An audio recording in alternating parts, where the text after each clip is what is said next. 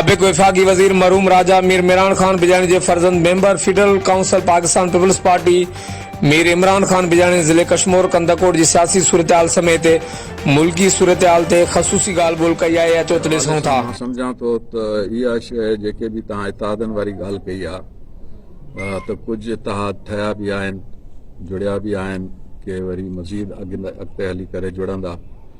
मां सम्झां थो त इलेक्शन जे हवाले सां इहा क़बल अज़ वक़्तु आहे, छो त अञा टाइम पियो आहे। कुझु जेके इतिहाद जुड़िया आहिनि ज़रूरी न आहे त इलेक्शन ताईं इहे क़ाइम बि रहनि, थी सघे थो इन्हनि मां कुझु इतिहाद टुटी वञनि, अॻिते हालतुनि खे ॾिसी करे वरी ॿिया इतिहाद जुड़नि।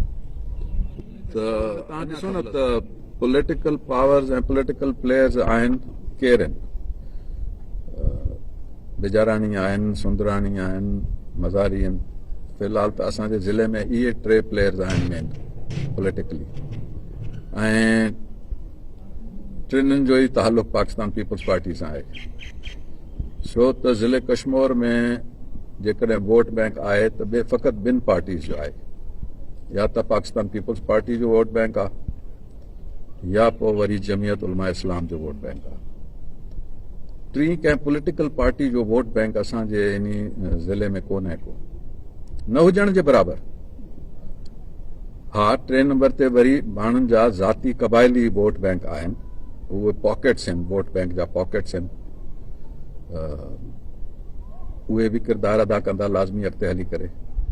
जेके जोड़ तोड़ थींदा, सियासी जोड़ तोड़ थींदा, उन में इतिहाद ठहंदा, उन में उहे जेके पॉकेट्स ऑफ वोट बैंक्स आहिनि उहे बि टे नंबर ते उहे बि आहिनि, उहे बि पंहिंजो किरदारु ज़रूरु अदा कंदा।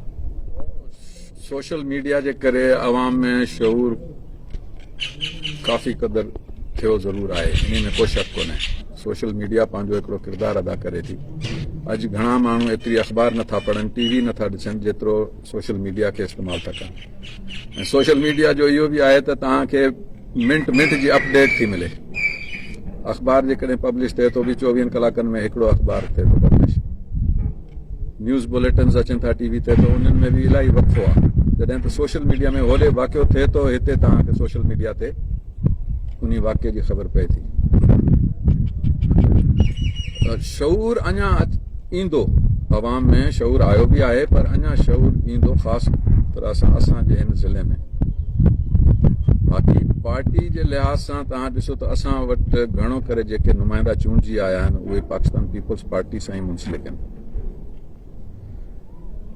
जेकॾहिं हितां जी अवाम उन्हनि जी कारकर्दगी मां मुतमइन न आहे त इन में पार्टी जहिड़ो न आहे, इन में उन्हनि जेके आहिनि नुमाइंदा चूंडियल उन्हनि जी कारकर्दगी न आहे त उन्हनि जो ॾोह आहे।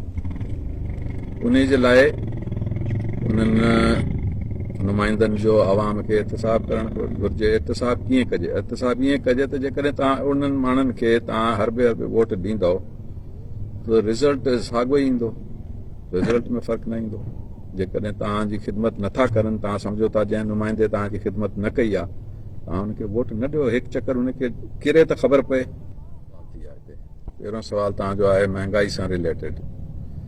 त महांगाई जे लाइ मां अॻु में बि इहो चवंदो अचां थो त महांगाई हाणे इन मुल्क में घटि बि कोन्हे। छो?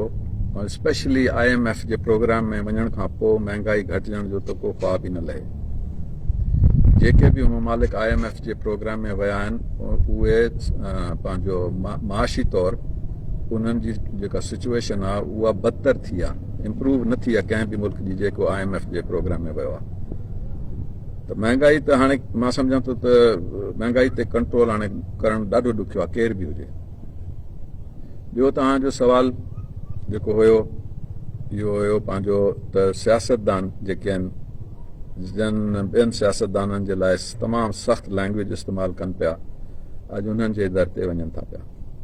इहा बि का नई ॻाल्हि कोन्हे। सियासत में न त को कंहिंजो दाइमी मुखालिफ़ आहे, न ई वरी को सियासत में को कंहिंजो दाइमी हलीफ़ आहे। सियासत हालात खे ॾिसी करे माण्हू पंहिंजे जेके शदीद मुखालिफ़ हूंदा आहिनि उन्हनि जे दर ते बि वेंदा आहिनि माण्हू, ऐं इहो ई कुझु असां ॾिसंदा अचूं था पिया। हाणे बि इहो ई कुझु आहे, मफ़ादनि जी सियासत आहे। छा सम्झो था इहा तहरीक कामयाब वेंदी हुकूमत जे ख़िलाफ़? तहरीकूं हाणे तव्हां ॾिसो न त इन में बि प्लेयर्स आहिनि। तहरीक तव्हां ॾिसो त जेके बि तजिया अचनि था पिया, तव्हां बि पढ़ो था, असां बि पढ़ूं था, त तहरीकूं कामयाब बि थींदियूं आहिनि, नाकाम बि थींदियूं आहिनि। बहरहाल हाणे जेको कुझु ॾिसूं था पिया उन मुताबिक़ कुझु न कुझु त थियण वारो आहे। हाणे तहरीक बि सम्झूं था त थी सघे थो अचे, हाणे कामयाब थियण या न कामयाब थियण उहो मुनसिर आहे हालात।